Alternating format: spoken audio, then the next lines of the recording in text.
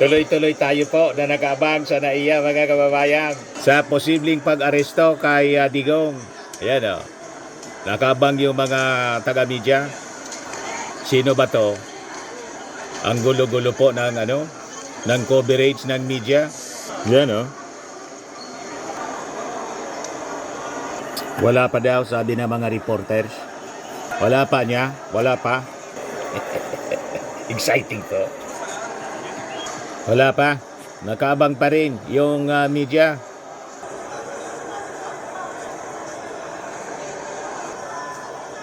Baka sa ibang sa ibang exit, ilalabas si Digong. Kasi dito, magulo. Di ba? Baka makompromise yung security. At saka siyempre, balyahan, siksikan. Yan po. O baka palabas na, mga kababayan. Pumoposisyon na yung mga cameraman. Yan o. Kabang sa labas, yung mga polis.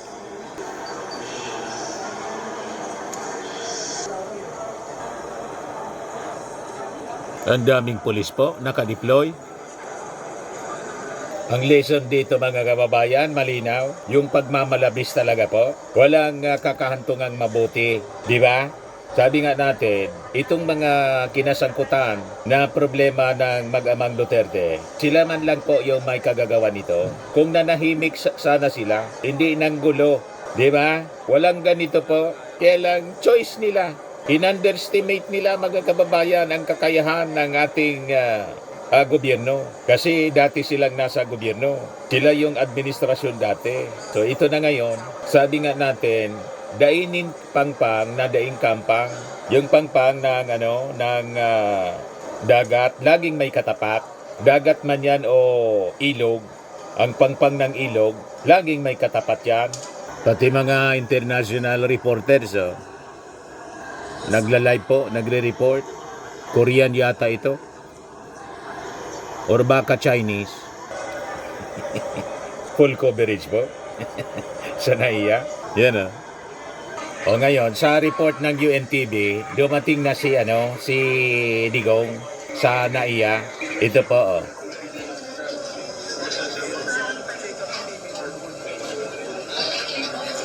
UNTV report siya. Yan si Digong.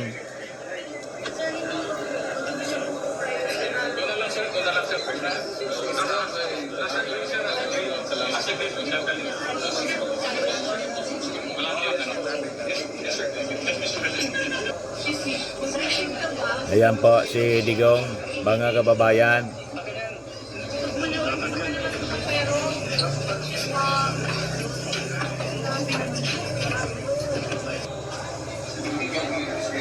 So nasa holding area pa siguro. Hindi pa umarap sa media. Nakaabang pa rin yung mainstream.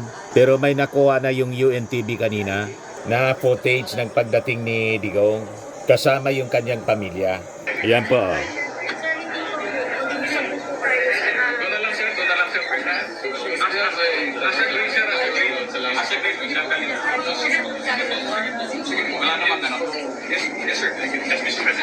So confirmed na po mga kababayan, dumating na nga po sa NAIA Terminal 3. Baka mamaya may arrange na press con yung ating mga authorities. So possibly, siyempre, nandyan si General Marbil saka si General Torre. Sila yung sumalubong.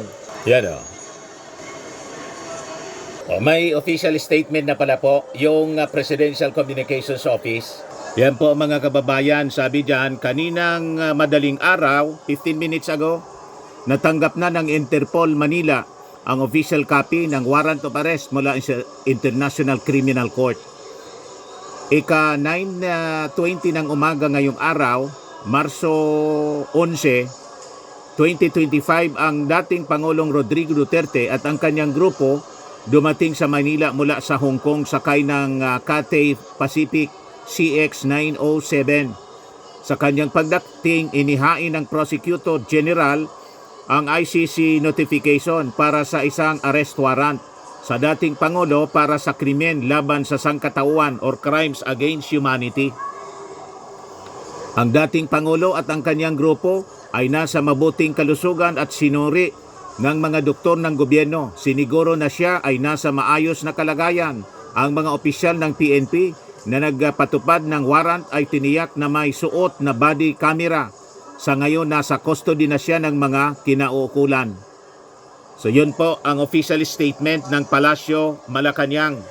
So nasa custody na pala ng ating mga authorities si Digong. Kaya nangawala na yung mga tao dito. Mga kababayan, nasa custody na ng mga authorities. Backdoor mga kababayan pala.